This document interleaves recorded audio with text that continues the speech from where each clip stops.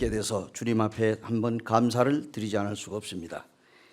오늘 우리가 주님 앞에 예배를 드리고 또 이 시간에는 하나님의 말씀을 함께 나누는 이와 같은 시간입니다. 벌써 5월이 되었습니다. 실록의 계절 5월, 메이킨 5월이라고 해서 계절의 여왕, 참 좋은 계절이죠.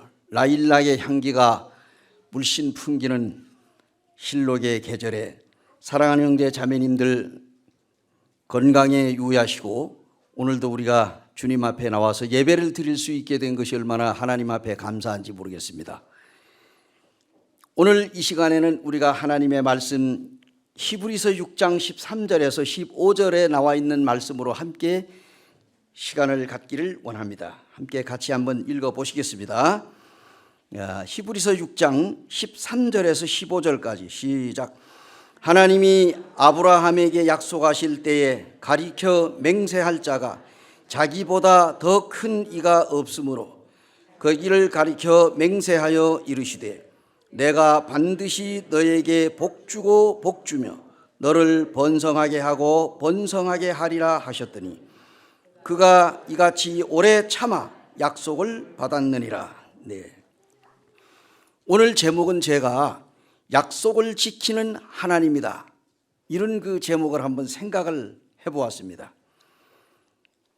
오래전에 미국의 개척 때에 윌리엄 펜이라고 하는 사람이 있었습니다.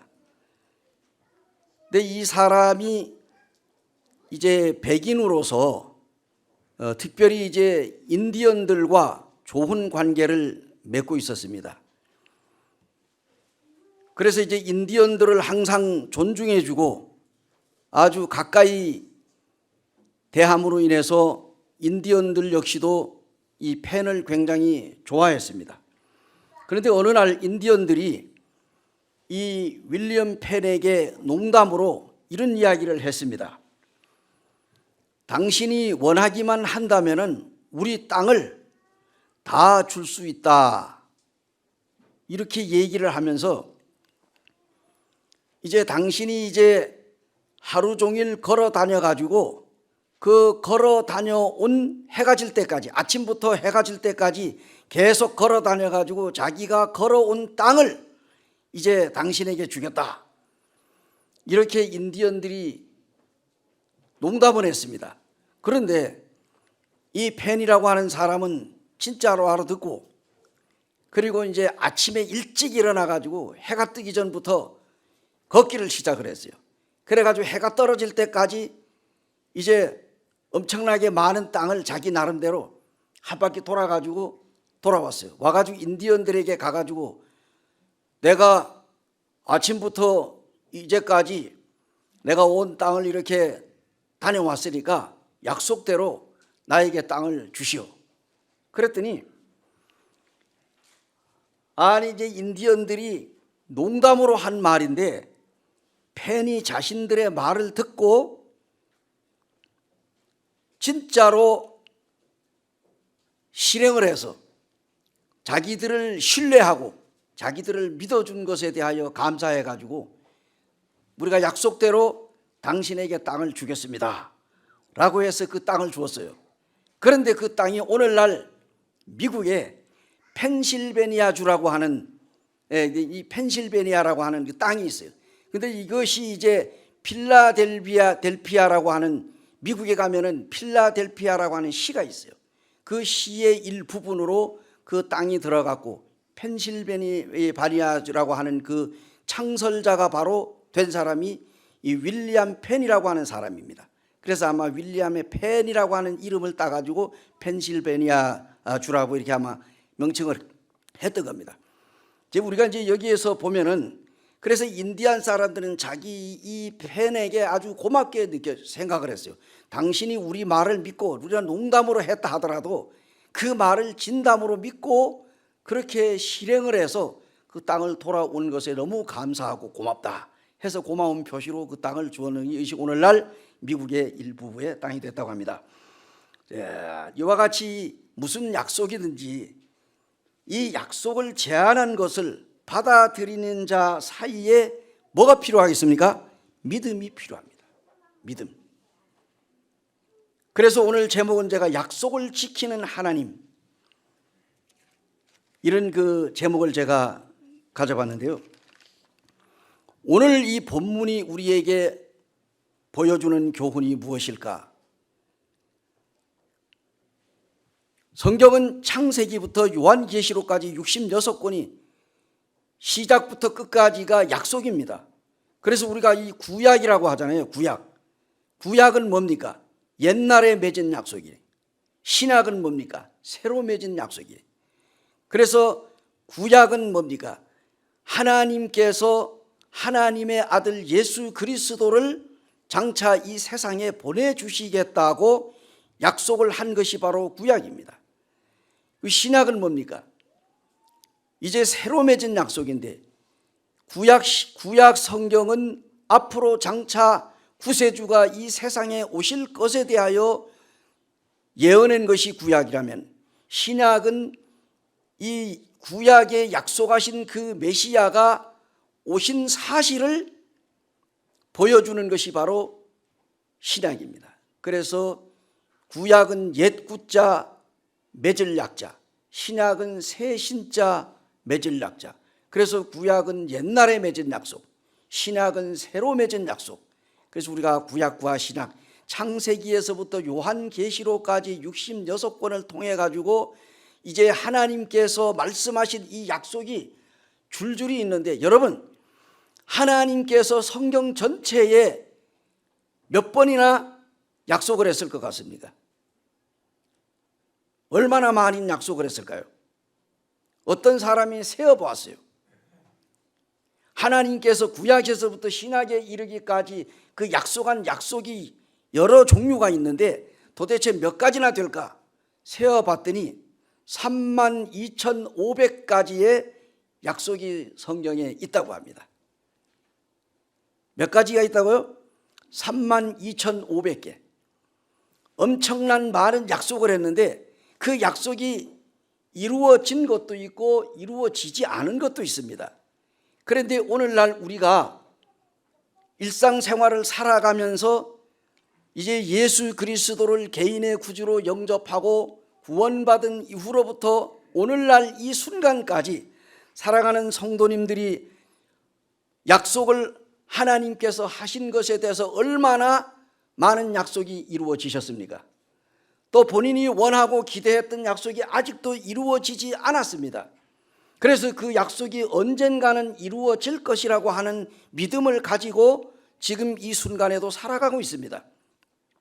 하나님의 아들 예수 그리스도는 이 땅에 계실 때에 많은 약속을 살아가는 제자들에게 했습니다. 그래서 그 제자들도 그 약속을 믿고 있어요. 또 구약에 하나님께서 수많은 약속을 했습니다. 우리가 히브리서 11장에 보게 되면 믿음의 장이라고 하는데 거기에 보면은 많은 구약에 있는 사람들이 믿음으로 살다가 죽었는데 그들이 약속을 받았습니까? 못 받았습니까? 히브리서 11장 끝절에 가서 보게 되면은 그들이 약속을 증거로 받았으나 그들이 뭡니까? 하나님께서 하신 약속을 그들이 실제적으로 맛보지 못하고 죽었습니다. 그런데 오늘날 신약에 살고 있는 우리들로 말미암아 구약 시대의 믿음으로 하나님의 약속을 기다리던 성도들이 그들에게 희망을 준 거예요. 왜냐하면 신약에 살고 있는 오늘날 우리가 구약 시대에 하나님이 하신 약속을 오늘날 신약 시대에 사는 우리가 받았기 때문입니다. 그들은 그 약속을 하나님께서 하셨지만은 그 약속을 받지 못하고 믿음으로 살다가 죽었다는 거예요. 그런데 오늘날 구원받은 우리들이 신약 시대에 살고 있는 사랑하는 형제 자매님들이 바로 그 구약에 맺은 약속을 신약인 오늘날 우리가 경험하고 그 약속을 받았기 때문에 구약에 있는 성도들에게 더욱더 확신을 준 거다. 그래서 오늘날 신약 시대의 성도가 아니면은 구약 시대의 성도들은 그 약속을 믿을 수가 없는 거예요. 자, 그래서 오늘 제가 이제 몇 가지를 말씀드려요. 첫째 뭡니까? 하나님의 약속을 믿어라. 따라해 보세요. 하나님의 약속을 믿어라. 정말로 하나님의 약속을 믿고 계십니까? 제가 여기 이제 주보에다가 여러 가지 그 이제 구절을 써놨습니다만 우리가 이제 이 대부분이 아브라함에 대한 사건이 많이 나옵니다. 창세기 12장 1절에서 2절에 보게 되면은 하나님께서 아브라함에게 갈대아 우르 메소포타미아의 우상의 도시에서 우상을 섬기며 우상을 만드는 아버지와 함께 그것을 만들어 가지고 팔기도 하고 거기다가 절도 하고 빌고 이러면서 75년이라고 하는 장구한 세월을 살았습니다. 75살이 되었을 때 하나님께서 아브라함을 불렀습니다. 아브라함에게 말씀했습니다. 내 부모와 내 친척과 고향을 떠나서 내가 너에게 지시하는 땅으로 가라. 하나님께서 정확하게 아브라함에게 어디라고 꼭 집어가지고 가나안으로 가거라, 뭐 베델로 가거라, 애굽으로 가거라 이런 이야기를 하지 않았습니다. 내가 지시할 땅으로 가라고 했습니다. 그 지시할 땅을 정확하게 아브라함에게 말씀해 주지 않았기 때문에 아브라함은 뭡니까? 도대체 하나님이 지시한 땅이 어디냐? 그 땅이 좋은 땅인지 나쁜 땅인지 알지도 못하고 또 최소한 하나님께서 뭐 어디라고 이 말은 해줘야 되는데 그냥 내가 지시할 땅으로만 가라고 하니까 그 땅이 어딘지 가본 적도 없고 현장 답사를 한 것도 없고 그런데 아브라함이 뭡니까? 믿음으로 75년 동안 태어나가지고 자랐던 그 정든 고향과 가족과 친족을 떠나서 그가 하나님이 지시한 땅으로 무조건 믿음으로 떠났어요. 그때 하나님께서 아브라함에게 약속을 했습니다. 그 약속이 무엇이? 75살이 되도록 자기 아내 사라와 함께 살면서 아이가 없었는데 하나님께서 아브라함에게 말씀하시기를 이제 내 후손으로 말미암아 세계 만민이 복을 받을 것이다. 아니 아들이든 딸이든 뭐 낳았어야지 복을 받든지 말든지 하지. 그런데 하나님께서 내 후손으로, 그건 얘기 뭐예요? 내 후손으로 말미암아 하는 것은 하나님께서 자식을 주겠다는 얘기예요. 그런데 정확하게 아브라함이 하나님으로부터 75살이 될 때 그 아브라함이 이제 자기 고향을 떠날 때가 75세인데 아브라함에게 하나님께서 네가 몇 세에 내가 아들을 주겠다 이런 약속도 안 했어요. 100살이면 100살, 150이면 150, 80이면 80 이렇게 몇 살 때쯤 자식을 주겠다 하면 그래도 희망이 있어요. 그런데 정확하게 뭐 그냥 준다고만 말해놓고 언제 줄지도 모르는 거예요. 여러분 초조하지 않습니까? 그런데 아브라함이 100세에 아들을 얻었는데 그때 자기 부인 사라는 몇 살이야? 90이요 90. 지금 만약에 90살 이 할아버지 할머니들이 아이를 낳았다. 이거는 세계 기네스북에 오를 이야기가 아니겠어요? 구약 시대에는 물론 무두셀라 같은 사람이 969살까지 살았으니까 그들이 그까지 살면서 계속 자자손손을 낳았지만 오늘날에 90살 100살 된 노인들이 40살만 넘어가 가지고 애 낳는다고 해봐요. 노산이라고 그래가지고 이거 위험하다고도 할 수가 있어요. 그런데 어떤 사람은 뭡니까? 나는 애 낳다 죽어도 좋으니까 내 평생 소원은 애 낳는 거다. 그래가지고 애 백은 또 믿음으로 낳는 사람도 있어요. 실제적으로 제가 아는 사람도 있습니다. 예. 이게 왜냐하면은 그래서 약속이라고 하는 것은 근데 아브라함이 이제 그 약속을 실제적으로 받아들였는데 아브라함이 그 약속을 믿고 그 아이를 하나님께서 선물로 주실 때까지 얼마나 초조했어요. 아브라함보다 누가 더 마음이 급했습니까? 사라예요. 사라. 중간에 사라는 참다 견디지 못해가지고 자기 여종을 갖다가 자기 남편 아브라함에게 들여보내가지고 이 여종으로 하여금 아이를 낳아가지고 나에게 안겨다 와 해가지고 그 기다리지 못하고 그래서 낳아가지고 낳긴 낳았지만은 나중에 뭡니까? 오늘날까지 이스라엘 백성들이 바로 이스마엘의 족속 얼마나 지금 그들이 지금까지도 이스라엘과 이제 원수 관계에 있습니까? 우리가 구약 성경으로 알죠. 그래서 하나님께서 창세기 13장 14절에서 18절은 믿음으로 약속의 땅을 바라보고 나아갔습니다. 15장 4절에서 6절에는 하나님의 약속을 믿었습니다. 창세기 17장 1절에는 하나님께서 믿음에서 거룩성과 완전함을 요구했습니다. 제가 읽어주지 않는 이야기는 성도들이 너무나도 이 구절들을 많이 알고 잘 알기 때문에 말씀을 읽지는 않습니다. 그리고 창세기 17장 7절에서 9절에 보게 되면 하나님의 영원하신 약속을 믿으라는 겁니다. 아브라함은 하나님께서 자기에게 약속한 것이 영원한 것을 확실하게 믿음을 갖고 있었어요. 우리에게 가장 큰 은혜와 축복의 약속은 무엇일까요? 그것은 바로 하나님의 아들 예수 그리스도, 구주 되시는 예수 그리스도를 우리를 구원하기 위하여 세상에 보내주시겠다고 하는 약속이에요. 이사야 7장 14절에 나와 있는 대로 처녀가 잉태하여 아들을 낳으리니 그 이름을 임마누엘이라 하리라. 임마누엘이 뭡니까? 하나님이 우리와 함께 하신다. 처녀가 잉태하여 아들을 낳을 것이니 이름을 임마누엘이라 하리라. 그리고 마태복음 1장 21절에 가가지고 아들을 낳으리니 이름을 예수라 하라. 이는 그가 자기 백성을 저희 죄에서 구원할 자이심이라. 구약시대에 지금으로부터 약 2750년 전에 하나님께서 이사야 선지자에게 아들을 주시겠다고 약속한 것이 미가서 5장 2절에서 나와 있는 것처럼 2550년 전에 미가 선지자를 통해서 유대 베들레헴에 하나님 아들 예수 그리스도가 탄생할 것이라고 약속을 했어요. 그 예언과 약속이 이루어졌다는 사실입니다. 이것이 바로 오늘날 이제 요한복음 1장 14절에서 말씀이 육신이 되어 우리 가운데 거하시매 우리가 그를 보니 하나님의 독생자의 영광이여 은혜와 진리가 충만하더라. 이렇게 해서 하나님의 아들 예수 그리스도 약속대로 우리에게 보내주셨습니다.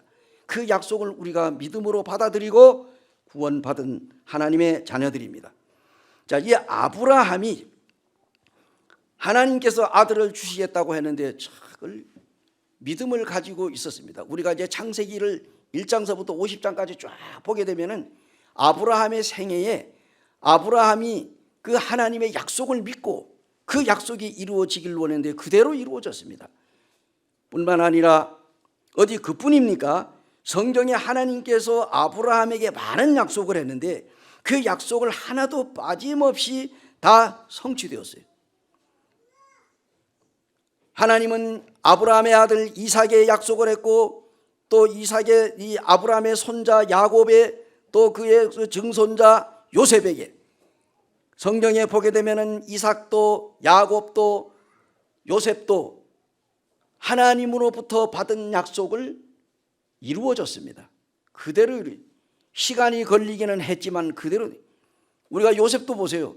요셉이 하나님께서 그 꿈에 정말 그가 자기의 모든 부모 형제들을 위해서 왕노릇하고 다스리게 될 것과 모든 부모와 형제들이 자기 앞에 와서 절할 것이라는 사실을 예언하고 약속을 했는데 그대로 이루어졌잖아요.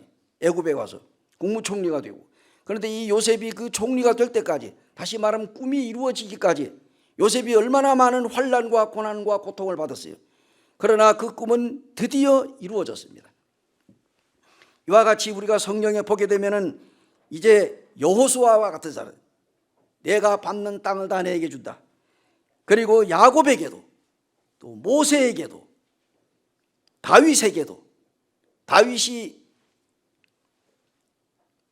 베들레헴에서 자기 아버지가 준 양을 가지고 치고 있었을 때 하나님께서 사무엘을 통해 가지고 사울의 왕조가 무너지고 이제 다윗의 2세의 아들 다윗의 8형제 중에 맨 마지막 제인 다윗을 하나님께서 불러가지고 그 머리에 기름을 부은 다음에 바로 다윗이 왕이 되지 않았잖아요. 왜? 사울이 살아있기 때문에. 사울이 죽기까지는 다윗이 하나님으로부터 기름 부음을 받아서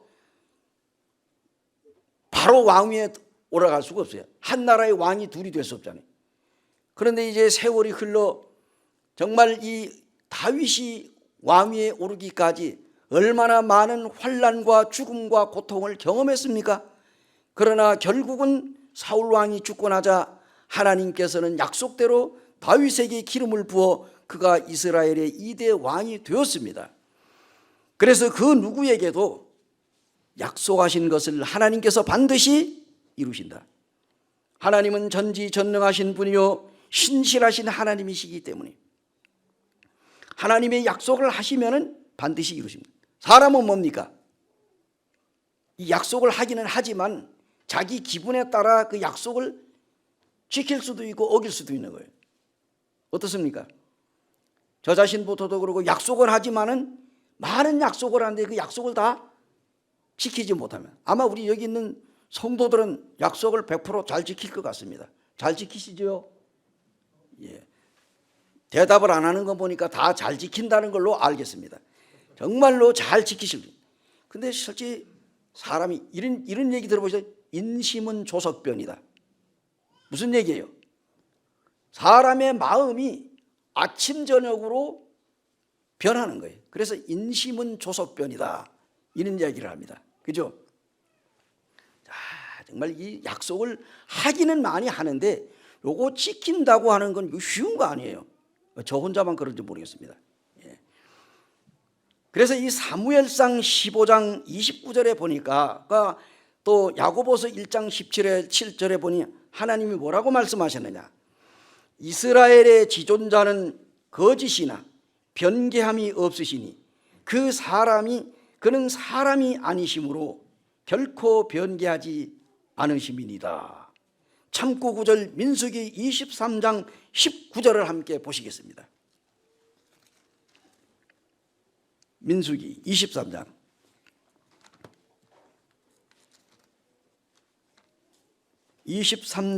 19절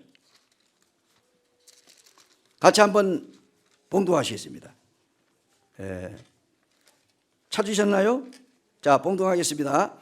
하나님은 사람이 아니시니 거짓말을 하지 않으시고 인생이 아니시니 후회가 없으시도다. 어찌 그 말씀하신 바를 행하지 않으시며 하신 말씀을 실행하지 않으시랴. 어떻습니까? 하나님은 인생이 아니기 때문에 하나님의 입에서 나온 말씀은 반드시 100% 약속을 지키신다 그런 말입니다. 그래서 하나님은 한 번 내뱉은 말씀을 결코 거두시지를 않습니다. 신약에 보면은 야고보서 1장 17절에 온갖 좋은 은사와 온전한 선물이 다 위로부터 빛들의 아버지께로부터 내려오나니 그는 변함도 없으시고 회전하는 그림자도 없으시다. 하나님은 변함이 없습니다. 회전하는 그림자도 없으십니다. 당신의 입에서 나온 말씀을 100% 하나님께서 이루신다는 얘기예요. 그리고 지켜주신다는 얘기입니다. 사람이 아니기 때문에. 성경에는 하나님을 믿는 하나님의 자녀들이 우리에게 주는 약속도 얼마나 많은지 성경에 깊이 살펴보면요, 수많은 하나님의 약속이 성경에 기록이 되어 있는데 우리가 어렵고 힘들고 낙심되고 좌절할 때 하나님의 이 약속하신 말씀이 우리에게 힘이 됩니다. 우리가 어렵게 이 세상을 살아갈 때 하나님이 하신 말씀, 이 약속이 우리에게 있기 때문에 우리가 힘이 나는 거예요. 우리 예수님께서 어떻게 했습니까? 예수님께서 요한복음 14장의 1절로부터 쭉 보게 되면 너희는 마음에 근심하지 말라. 하나님을 믿으니 또 나를 믿어라. 그렇지 않으면 내가 너희에게 일렀다. 내가 너희를 위하여 처소를 예비하러 가노니 처소를 예비하면 내가 이 세상에 다시 와서 너희를 데리고 내가 있는 저 하늘나라로 가겠다. 제자들에게 얘기했습니다. 그런데 예수님이 제자들에게 말씀하신데 아주 제자들이 뭡니까? 그 약속이 이루어졌나요? 아직 안 이루어졌어요. 왜냐하면 제자들이 죽어가지고 아직 부활을 안 했잖아요. 그 예수님이 그렇게 생각해요. 이제 예수 그리스도가 내가 십자가에 못 박혀 죽은 다음에 내가 3일 만에 다시 살아나겠다. 살아났어요. 그래서 예수님이 사도행전 1장 8절에 보면은 예수님께서 11절 12절에도 나오지만 8절에는 예수님께서 이제 너희는 이제 성령을 받게 되면은 유대와 예루살렘과 사마리아와 온 땅에 돌아다니며 복음을 전파하라고 그랬는데 이제 이 사도행전 1장 12절인가 보면 쭉 12절까지 보면은 뭡니까? 120명의 사랑하는 제자들이 보는 가운데 감람산, 다시 말하면 올리브산에서 예수님이 그 많은 사람들이 보는 가운데 올라가잖아요. 승천하잖아요. 예수님이 올라가는 거예요. 올라가는 과정을 제자들이 두 눈으로 똑똑히 본 거예요. 승천했는데 예수님이 가실 때 쫙 올라갔잖아요. 올라가서 어느 정도 올라가니까 구름이 딱 막혀가지고 더 이상 예수님의 형상이 보이질 않아. 닭 쫓은 개가 지붕 쳐다보듯이 멍하니 빈 하늘만 쳐다보는데 그때 천사가 2명이 나타났어요. 갈릴리 사람들아, 너희가 어찌하여 하늘을 쳐다보느냐? 하늘로 올리우신 이 예수는 너희가 본 그대로 다시 오리라. 어디로? 감람산, 오늘날의 올리브산으로 예수 그리스도가 다시 오신다고 그랬습니다. 근데 왔어요, 안 왔어요? 아주 안 오셨죠? 1차적으로 이 예수님의 공중 재림이 있고 믿는 모든 그리스도인들이 공중으로 올라가고 이 지구상의 7년 대환란이 시작이 되고 7년 대환란이 끝나고 나면은 요한계시록 19장에 나와 있는 대로 이제 하늘에 올라갔던 사랑하는 모든 성도들이 이제 그들이 이제 이 땅에 주님과 함께 지상에 재림할 것입니다. 지상 재림할 때 예수님이 어디에 오신다고요? 예수님은 감람산에 오신다는 거예요. 감람산에 딱 올리브산이죠. 바로 이 예루살렘 기드론 건너편에 있는 동편 감람산에 예수님이 딱 그 발이 땅에 닿는 순간에 지진이 나가지고 산이 절반이 갈라지고 거기에 골짜기에 물이 흐를 것이다. 이 말씀을 예수님이 하셨습니다. 근데 아주 약속이 이루어졌어요? 안 이루어졌어요. 근데 예수님이 오시게 되면 반드시 이루어질 것입니다.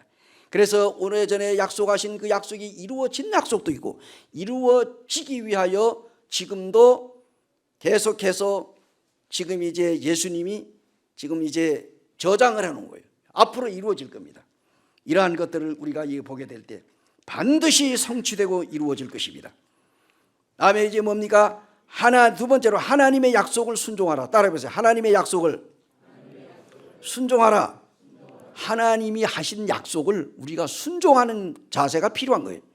그래서 창세기 12장 4절에 보면은요, 하나님의 말씀을 순종하여 아브라함은 약속의 땅으로, 그 미지의 땅으로 향하여 나갔습니다. 이게 중요한 게, 믿음이 뭡니까? 나가는 거예요. 예를 든다면은 예수님이 새벽에 갈릴리 호수 무쇠 서가지고 걸어왔어요. 바다 위를 걸어왔는데 밤새도록 그물을 던지던 베드로가 그물을 던지다가 보니까 날이 새갈 새벽에 동이 틀 무렵에 멀리서 이제 예수님이 걸어오는 장면이 보여요. 그러니까 처음에는 유령인 줄 알았지요. 그러다 이제 베드로가 만약에 예수님, 주님이시라면은 저로 하여금 걸어오라고 하십시오. 걸어와라. 그때 뭡니까? 베드로가 걸어갔어요, 안 걸어갔어요? 믿음으로 베드로가 갈릴리 바다를 걸어갔습니다. 뭘로 걸어갔다고? 믿음으로 걸어간 거예요. 믿음으로. 믿음이 없이는 갈릴리 바다를 걸어갈 수 없습니다. 인간으로서 갈릴리 바다를 걸어간 사람은 베드로 이전에도 없었고 베드로 이후에도 없었습니다. 사랑하는 형제 자매님들, 한강에 가가지고 여러분 한강 건너갈 수 있습니까? 걸어갈 수 있어요? 걸어가요? 못 걸어가요? 걸어갈 수 있는 방법을 저는 알고 있습니다. 가르쳐 주진 않게. 왜? 가르쳐 줘도 여러분은 못하기 때문에. 그런 동작이 빨라야 돼. 오른발을 바다에다, 이 한강에다 딱 내디딜 때 그게 발이 빠지면 안 돼. 빠지기 전에 왼발을 빨리 오게 해야 돼. 그리고 왼발이 빠지기 전에 또 오른발로. 이거 할 수 있어요? 못해요? 그렇기 때문에 못 걸어가는 거야. 예, 저도 못 걷습니다. 어쨌든 간에 우리가 이제 성경에 보면 베드로는 갈릴리 바다를 걸었다는 거예요. 뭘로? 믿음으로 걸은 거예요. 믿음으로 걸어가다가 베드로가 뭡니까? 주님으로부터 눈이 떨어져서 바다를 보는 순간에 빠져들어갔습니다. 그래서 우리는 믿음으로 시작해서 믿음으로 끝을 맺어야 돼요. 근데 하나님의 약속을 순종해야 돼요. 순종. 어떻게? 자, 창세기에 나타난 아브라함은 믿고 순종한 결과 히브리서 11장 8절에 보니까 믿음으로 아브라함이 부르심에 순종을 해 약속의 땅을 나갔다고 그랬어요. 약속의 땅. 그게 아브라함의 모습이 나오잖아요. 창세기 22장 1절에서 10절에 보면은 믿음으로 아브라함은 100세가 되어가지고 낳은 아들 이삭을 모리아 산에 가가지고 제단을 쌓고 자기 아들을 이삭을 밧줄로 묶어놓고 그리고 칼로 어떻게 했어요? 내리치려고 그랬어요. 아마 하늘에서 소리가 안 났으면은 야곱은 이삭은 그 자리에서 아마 목이 잘려가 죽을 수도 있어요. 정말 자 따라해보세요. 하나님은 나보다 앞서 행하신다. 아브라함이 자기 아들 이삭을 죽이는, 하나님께서 인신 제사를 원하십니까? 원하지 않습니까? 하나님께서 사람을 죽여가지고 제사 지내는 거 원해요? 안 원해요? 안 원해요. 만약에 원했다고 하면 우리가 다 죽습니다. 구약 시대에 엄청난 수많은 짐승들이 죽었지만 사람을 죽이는 것은, 죽여서 제사 지내는 것은 몰렉, 태양신들, 바로 이 우상 숭배하는 사람들에게서 행해졌던 일이에요. 그러나 하나님은 결코 인신 제사를 원하지 않습니다. 하나님은 아브라함을 테스트한 거예요. 시험한 것뿐이지 실제적으로 죽이라고 한 거예요. 그러니까 뭐 죽이라고 했으면 죽이려고 할 때 그냥 놔뒀지. 죽이는 것이 하나님의 방법이 아니기 때문에 칼로 내려치려고 하는 순간에 하나님께서 딱 멈추게 했잖아요. 그죠? 히브리서 11장 17절에 보면은 아브라함은 믿음으로 순종하여 아들 이삭을 하나님께 제단에 바쳤을 때 죽여가지고, 죽인 거나 마찬가지예요. 죽인 거나 마찬가지라고. 너 죽여 하면 뭡니까? 죽였어요? 안 죽였어요? 말로 죽였잖아. 말로 죽인 거 아니에요. 그래서 우리가 속으로 얼마나 많은 사람들을 죽입니까? 너 까불면 죽어. 근데 안 죽였어. 근데 죽였어요? 안 죽였어? 말로 죽였다는 얘기예요. 그래서 성경에서는 이 말로 사람을 얼마나 많이 죽입니까? 그래서 입으로 짓는 죄가 엄청나다는 사실이. 그런데 이제 우리가 놀랍게도 이렇게 하나님께서 그 이삭을 원했는데 이삭을 제단에 바쳤는데 아브라함의 믿음을 보고 아브라함의 순종을 보시고 그 이삭을 살렸어요. 그리고 그 뒤에 있는 이제 그 수염소가 있잖아요. 수염소가 뭡니까? 그때 그 수염소를 발견하고 뭐라고 그랬어요? 여호와 이레, 하나님께서 미리 준비하신다. 여호와 이레. 자, 우리 오늘날 그래서 이제 죽은 자 가운데서 살릴 것을 믿었다는 거예요. 아브라함이. 그게 믿음이잖아요.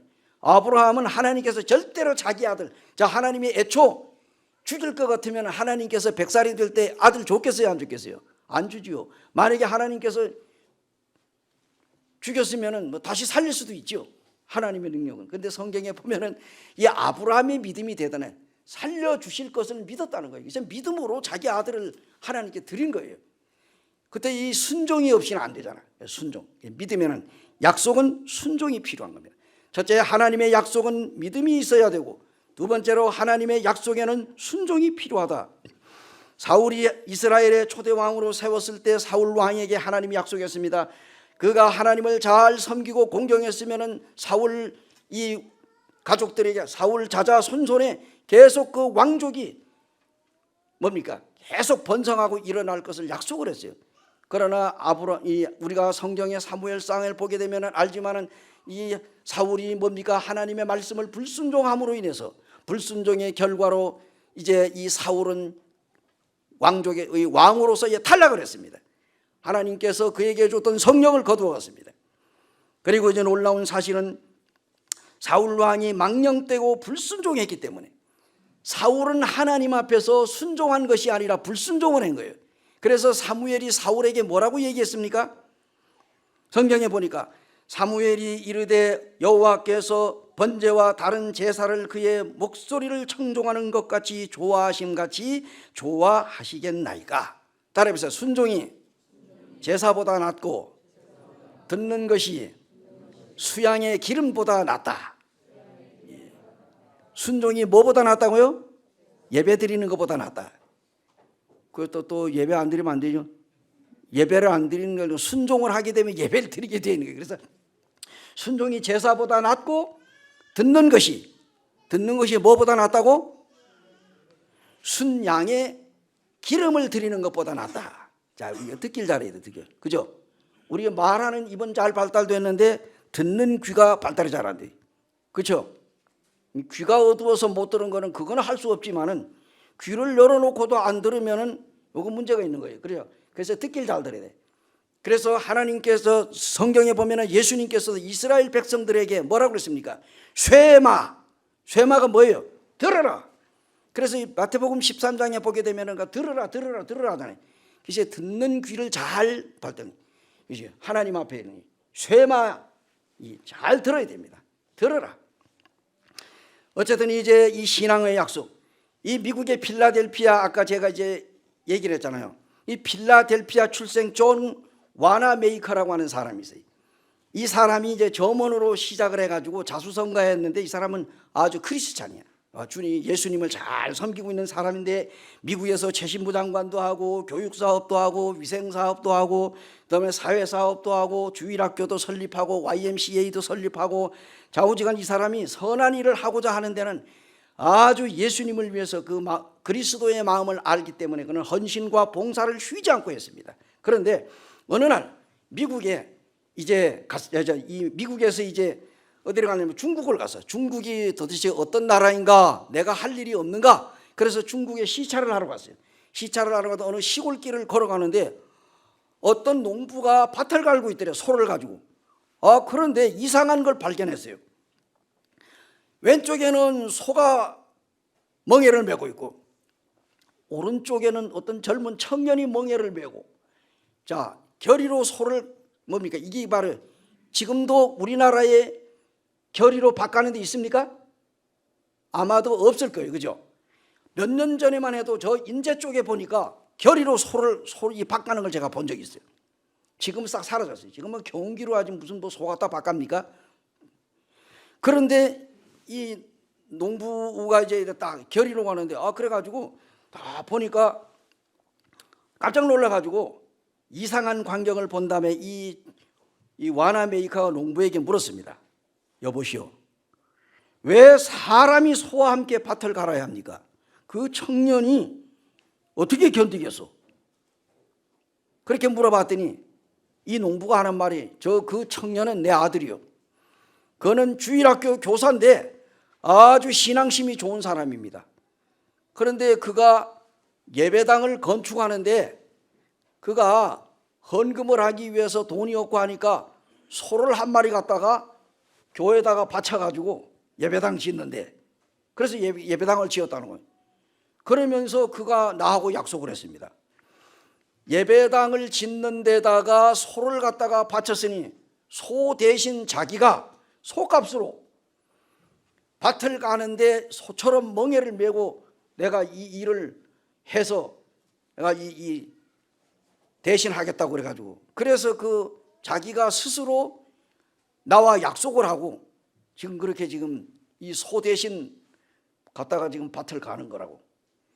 그 이야기를 들으니까 이 와나메이커가 정말 이 청년은 아까운 청년이다. 그래서 그 청년을 잘 얘기해가지고 데리고 자기 미국으로 갔어요. 그래서 미국에 가가지고 신학교를 졸업을 시키고, 그 청년이 이제 신학교를 졸업을 하고 목사가 돼가지고 그가 이제 중국으로 돌아와서 중국의 복음을 전하는 일에 놀라운 그 일을 했습니다. 근데 그 사람이 유명한 이제 성문삼이라고 하는 목사였다고 합니다. 자, 그러므로 하나님의 약속을 어떻게 해야 됩니까? 기다려야 되는 거예요. 자, 따라해 보세요. 하나님의 약속을 기다리라. 하나님의 약속을 기다려야 되는 거예요. 제가 여기 구구절절히 다 얘기를 하죠. 창세기 16장 1절에서 5절에 보면은 이 하나님의 약속을 기다리지 못한 아브라함의 실수가 나옵니다. 그다음에 창세기 21장 1절에서 7절에 보면은 하나님의 약속을 믿고 인내하고 기다린 결과로 아들이 태어나는 것이, 아브라함이 100세에 아들을 낳았습니다. 하나님께서 그랬습니다. 아들을 낳으면은 그 이름을 뭐라고 지으라고? 이삭이라고 지어라. 이삭이라는 이름의 뜻이 뭐예요? 웃음입니다. 웃음. 노년에 아들을 낳았으니까 세상 사람이 다 웃고 자기도 웃었어. 너무 즐거워가지고, 너무 기뻐가지고. 그래서 웃음이라는 뜻으로 이삭이라고 이런 거죠. 재밌죠? 자, 그런데 이제 창세기 21장 8절부터 18절까지 보면은 인내하지 못한 실수로 낳은 아들 이스마엘로 인해 가지고 아브라함이 엄청난 고통을 하게 됩니다. 그리고 창세기 27장 5절에서 23절을 보게 되면은 하나님의 약속을 인내하며 기다리지 못하고 아버지를 속여서 형의 축복을 가로챈 야곱이 얼마나 많은 대가를 치렀습니까? 밧단 아람에 자기 외삼촌 있는데 가가지고 외삼촌 두 딸을 아내로 삼고, 그리고 그 여종들을 또 아내로 삼고 4명의 아내를 얻어서 12명의 자녀를 낳았고 20년 동안 거기에서 양을 치면서 혹독한 대가를 치렀습니다. 그런데 거기에 보면은 야곱은 부모와 생이별을 내야 되고, 또한 이제 형 에서와 원수가 되어야 하고, 그 다음에 밧단 아람에서 20년 동안 고통의 세월을 보내야 했는데 그 대가를 받은 하나님께서는 이 야곱이 자기 아버지 이삭을 속여가지고 형의 장자권으로 비롯해서 그 축복을 뺏지 않았다 하더라도 하나님은 다 이미 태중에 있을 때, 리브가의 태 안에 쌍둥이가 들어있을 때부터 하나님께서는 첫째가 둘째를 섬기게 될 것이고 둘째가 첫째를 뭡니까? 위에서 이제 형 노릇을 할 것, 그리고 그 둘째를 통해 가지고 하나님이 그 역사를 이루어 나갈 것을 다 계획을 하고 약속을 했는데, 이걸 리브가가 참지를 못하고 인간적인 방법으로 그 복을 받게 하려다가 그러한 고통의 세월이 있습니다. 그래서 이 대가를 치루었습니다. 하나님의 약속은 성취를 위해서 많은 인내와 과정이 필요합니다. 하나님의 약속을 받기 위해서는 기다림이 필요합니다. 인내가 있어야 합니다. 성경에 보면 많은 인내를 얘기했습니다. 그래서 약속의 성취를 경험한 사람들이 성경에 많이 나오잖아요, 그죠? 히브리서 10장 36절에 보면 너희에게 인내가 필요함은 너희가 하나님의 뜻을 행한 후에 약속하신 것을 받기 위함이라 그랬습니다. 인내가 필요한 이유는 하나님께서 하신 약속을 받기 위해서를. 인내는 쓰나 뭐가 달다고? 열매는 달다. 잘 아는 말이잖아요. 참, 말이 그렇지. 여러분 기다린다고 하는 거, 기다리는 거 지루해요, 안 지루해요? 얼마나 지루한지 몰라요. 하박국 선지자가 뭡니까? 불의를 향해 가지고 향하는 자들을 왜 하나님께서 그냥 놔두느냐 이거요. 이 하박국이 하나님 앞에 대화 형식으로 하박국이 3장밖에 없잖아요. 근데 이제 하나님 앞에 하나님 왜 이 의로운 사람이 고통을 당해야 되고 왜 불의한 저 사람들 왜 그냥 놔둡니까? 당장에 하나님이 벌을 내리고 심판을 내려야지. 그런데 하나님께서 하박국 선지자에게 뭐라고 얘기했습니까? 하박국 선지자한테 말씀을 분명히 얘기했습니다. 야, 이 성경에 보니까 이 묵시는 정한 때가 있나니 그 종말이 속히 이르겠고 결코 거짓되지 아니하리라. 비록 더딜지라도 기다리라. 지체되지 않고 반드시 응하리라. 묵시가 뭡니까? 하나님의 말씀입니다. 선지자들을 특별히 하나님께서 그 예언의 말씀을 주신 거예요. 그 묵시. 그래서 묵시가 없으면 백성이 방자에 행한다 하는 말씀이 잠언에 있더라고요. 우리가 하나님의 말씀이 우리에게 없으면 우리는 함부로 행동하게 되는 것입니다. 하나님의 말씀이 우리의 마음속에 있기 때문에 우리가 항상 조심하고 정로를 걸어가야 됩니다. 바른 길로 걸어가야 돼요. 그 말씀이. 그러면 우리가 어찌해야 됩니까? 어떤 경우에라도 하나님의 약속을 영원하며 그 약속을 더딜지라도 반드시 성취되고 이루어진다고 하는 사실을 형제 자매님들이 믿으시기 바랍니다. 그러므로 우리는 하나님의 약속을 믿음으로 순종하고 인내하며 기다림이 필요합니다. 그래서 오늘 3가지 얘기를 했습니다. 하나님의 약속은 뭡니까? 믿음으로 그 약속을 우리가 뭡니까? 하나님의 약속을 믿어야 된다.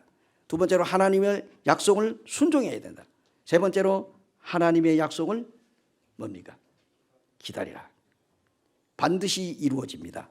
그래서 하나님의 아들 우리 주 예수 그리스도께서 하신 수많은 약속들이 성경에 있는데 그 약속이 성취가 된 것도 있고 아직 되지 않은 것도 있는데 형제 자매님들 건강하시고 항상 이 건강에 유의하시기 바랍니다. 그래서 기도하겠습니다. 은혜로우시고 고마우신 아버지 하나님, 하나님의 사랑과 은혜를 진실로 감사를 드립니다. 이렇게 오늘 우리가 주님 앞에 나와서 예배드리게 도와주셔서 감사합니다. 아직 우리가 이 코로나 전염병으로 인해서 정상적으로 저희들이 모임을 갖는 지가 이제 두 번째가 되기는 하지만 아직 애찬과 또 그룹 성경 공부를 하지 못하고 주일 학생들과 학생들이 이 자유롭게 모이지 못하고 있으므로 이제 저희들이 이 모한 것들이 다 지나가게 되고 정상적으로 교회의 모든 집회들이 프로그램대로 진행될 그날을 기다리면서 사랑하는 성도들 일주일 동안에도 주님 안에서 항상 건강하고 영육간에 강건하게 하시고 우리 주님 다시 오시는 그날 매우 가까이 오고 있습니다. 주님의 은혜를 오늘도 경험하며 함께 예배드리게 도와주시니 감사하고 이 모든 것을 우리 구주 예수님의 이름으로 감사하며 기도드리옵나이다. 아멘. 감사합니다.